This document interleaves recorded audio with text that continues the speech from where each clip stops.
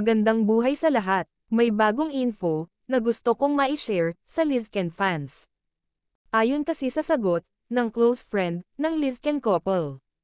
Tinanong kasi siya about sa mahiwagang singsing ni Kay nito. Pansin nyo guys, sa lahat ng shows ni Enrique Hill o appearance nito sa telebisyon. Never nawala sa daliri ni Ken ang mahiwagang singsing na ito. Ito lang ang maikling sagot pero malinaw ng close friend ng Lizken.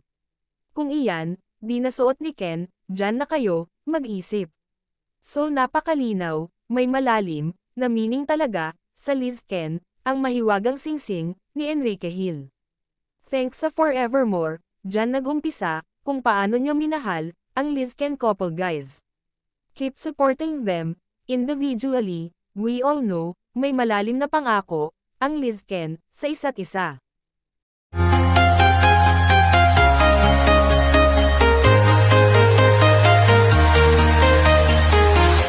I'm walking alone, the streets are empty.